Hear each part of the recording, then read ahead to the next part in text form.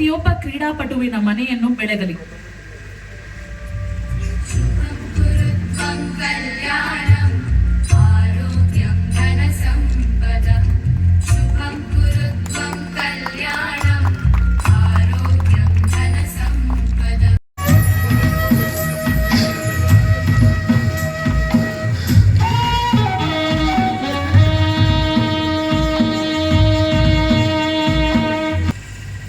ಒಂದಲ್ಲ ಒಂದು ರೀತಿ ಕಾರ್ಯಕ್ರಮಗಳು ನಡೀತದೆ ಮತ್ತೆ ಭಾಗವಹಿಸ್ತಾ ಇರ್ತೇನೆ. ಆದ್ರೆ ಇವತ್ತಿನ ಕಾರ್ಯಕ್ರಮ ಒಂದು ವಿಶೇಷ. ನಾವು ಮಾಲೂರಿಗೆ ಇದು ಅವಶ್ಯಕತೆ ಕೂಡ ಇತ್ತು. ಒಂದಲ್ಲ ಒಂದು ರೀತಿಯಲ್ಲಿ ಬೇರೆ ಬೇರೆ ಅವಕಾಶಗಳನ್ನ ತಗೊಂತಾ ಇದ್ವಿ. ಆದ್ರೆ ಈ ಒಂದು ಅವಕಾಶ ನನ್ನ ತಾಲೂಕಿನ ಜನತೆಗೆ, ವಿಶೇಷವಾಗಿ ನನ್ನ ಯುವಕರಿಗೆ ಇಂಥ ಒಂದು ಅವಕಾಶ ಬೇಕಾಗಿತ್ತು. ಕ್ರೀಡಾಂಗಣ KNET ಕ್ರೀಡಾಂಗಣವನ್ನು ಕೂಡ ಇವತ್ತು ಉದ್ಘಾಟನೆಯನ್ನ ಮಾಡಿಸಿದ್ದಾರೆ. ಇವತ್ತು ಈ ಟ್ರಸ್ಟ್ನ ಅಧ್ಯಕ್ಷರಾದ ಗೋಪಿನಾಥ್ ಅವರು ಕೂಡ ಈ ಕಾರ್ಯಕ್ರಮದಲ್ಲಿ ಭಾಗವಹಿಸಿದ್ದಾರೆ. ಅದೇ ರೀತಿ ನಮ್ಮ ಭಾರತಿ ಮೇಡಮ್ನವರು ಕೂಡ ಈ ಕಾರ್ಯಕ್ರಮದಲ್ಲಿ, ಮತ್ತೆ ಎಲ್ಲ ಟ್ರಸ್ಟಿನ ಎಲ್ಲ ಮುಖಂಡರು ಕೂಡ ಈ ಕಾರ್ಯಕ್ರಮದಲ್ಲಿ ಭಾಗವಹಿಸಿದ್ದಾರೆ. ಅದೇ ರೀತಿ ನಮ್ಮ ಬ್ಲಾಕ್ ಕಾಂಗ್ರೆಸ್ನ ಅಧ್ಯಕ್ಷರಾದ ಕಿಟ್ಟಿ ಅವರು ಕೂಡ ಈ ಕಾರ್ಯಕ್ರಮ. ನಾವು ಮಾಲೂರಿನ ಸ್ಥಳೀಕರಾಗಿ ನಮ್ಮ ಮಾಲೂರಿಗೆ ಏನೇನು ಅವಕಾಶಗಳು ಬೇಕಾಗ್ತದೆ ಅನ್ನೋದ್ರ ಬಗ್ಗೆ ಯೋಚನೆ ಮಾಡ್ತಾ ಇರ್ತೀವಿ ನಾವು. ಯಾಕೆಂದ್ರೆ ಒಂದು ಅವಕಾಶ ಸಿಕ್ಕಿದೆ.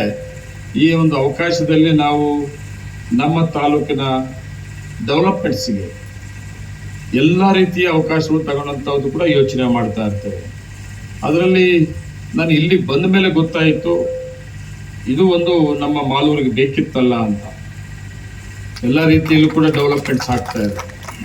ಮಾಲೂರು ತಾಲೂಕು ಇವತ್ತು ವಿಶೇಷವಾಗಿ ಮಾಲೂರು ಬೆಂಗಳೂರು ಪಕ್ಕದಲ್ಲಿ ಇರೋದ್ರಿಂದ ತುಂಬ ಫಾಸ್ಟ್ ಡೆವಲಪ್ಮೆಂಟ್ಸ್ ಇದೆ.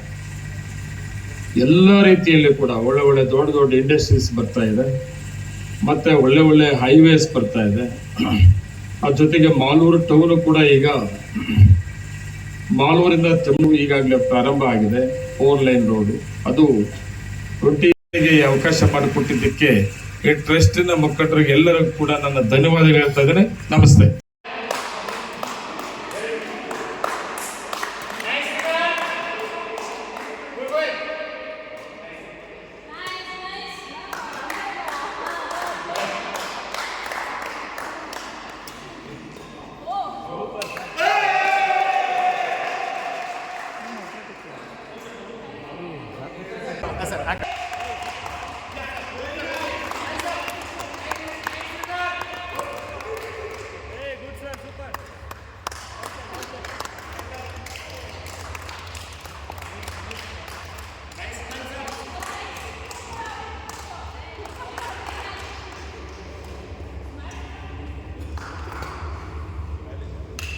Yes, sir.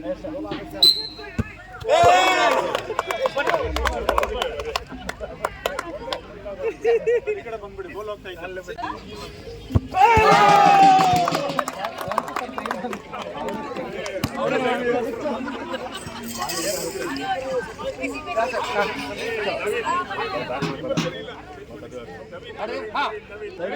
Come on, Naveen.